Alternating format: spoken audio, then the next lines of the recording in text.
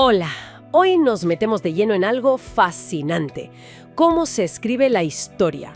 A ver, los historiadores no viajan en el tiempo, ¿verdad? Así que dependen de las pistas que quedan. Exacto, de las huellas del pasado. Y tenemos aquí un texto que lo explica muy bien, habla de las fuentes de la historia. La idea hoy es entender qué son, cómo se clasifican y, esto es importante, porque hay que mirarlas con lupa. Eso es. Las fuentes son la materia prima. Cualquier vestigio, un documento, un objeto, un relato oral, lo que sea. Y el texto que comentamos las organiza de una forma bastante útil, la verdad. Sí, primero según cuándo se crearon, ¿no? Las primarias, Ujú, las que se hicieron en la época, justo. como el Acta de Independencia del Perú que menciona, un documento de ese momento, Y por otro lado, las secundarias. que son análisis posteriores. Claro, un libro actual sobre, por ejemplo, la Guerra del Pacífico, que usa fuentes primarias, claro. Es una interpretación, digamos, hecha después. Exacto, a posteriori. Vale. Y luego, el texto las agrupa también por el tipo de información que dan. Sí, eso es. Las orales, leyendas, entrevistas, las materiales, que son cosas físicas, ¿no? Monedas, edificios. Fósiles incluso, restos tangibles. Y las escritas, que son las más, quizá las más típicas.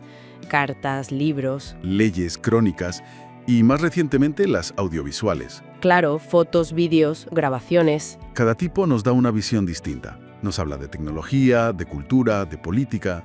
Es increíble la variedad. Pero, y aquí viene lo interesante que señala el texto, no todas las fuentes son igual de fiables. No. Para nada. Usa una analogía curiosa. Si quieres saber de tu familia antes de nacer, preguntas a tus abuelos, ves fotos. Pero siempre será una recreación, claro. No la realidad completa. Nunca es la foto exacta del pasado. Exacto. Y eso pasa con las fuentes históricas. Algunas se crearon mucho después, otras pueden tener un sesgo, buscado o no. Por eso es fundamental lo que dice el texto. Validar y confrontar. No basta con una fuente. No. Hay que cruzarlas, buscar coherencias, ver las discrepancias, acercarse lo más posible. Entiendo. Pero, ¿se puede ser totalmente objetivo? Aunque seas riguroso, no hay siempre una interpretación. Buena pregunta. La objetividad total, pues es más bien un ideal, una meta. Siempre hay interpretación. Pero el rigor está en ser consciente de los sesgos, los de la fuente y los propios. Y sobre todo, en no torcer la evidencia para que encaje en tu idea. Buscar la versión más honesta con las pruebas que tienes. Y esto conecta directamente con la manipulación. Uf, tema clave. El texto cita a Orwell, la historia la escriben los vencedores. Es una frase potente. Muy potente. Y apunta a que a veces la historia se usa para justificar, para ocultar cosas. ¿Cómo se manipula? Pues alterando las fuentes, ¿no? Claro, omitiendo, destruyendo, creando relatos que interesan. El texto pone un ejemplo visual muy bueno. El de la foto y la pintura del siglo XIX. Eso es. Una foto cruda del campo, del trabajo duro, y al lado una pintura que idealiza la vida campesina. Misma época, dos fuentes, visiones totalmente opuestas. Te tienes que preguntar por la intención de cada una. Y da ejemplos históricos muy claros. El antiguo Egipto, Sí, parece que los faraones a veces, maquillaban un poco los resultados de las batallas. ocultaban derrotas. O como en Cádiz, que egipcios e hititas dijeron ambos que habían ganado en sus relieves. Cada uno su versión. Cada uno su propaganda.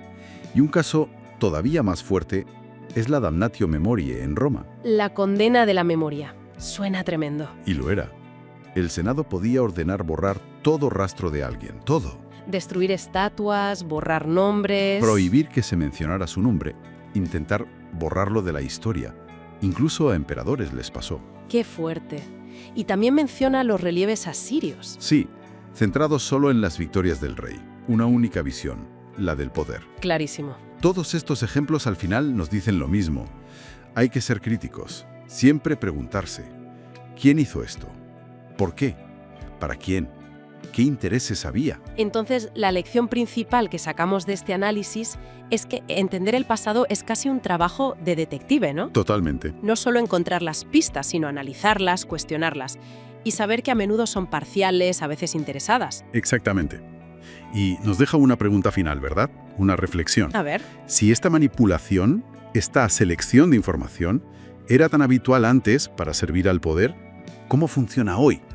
¿De qué maneras, quizá más útiles, se filtra o se presenta la información de nuestro tiempo para construir la historia que se contará mañana? Buena pregunta para seguir pensando. Da para darle vueltas.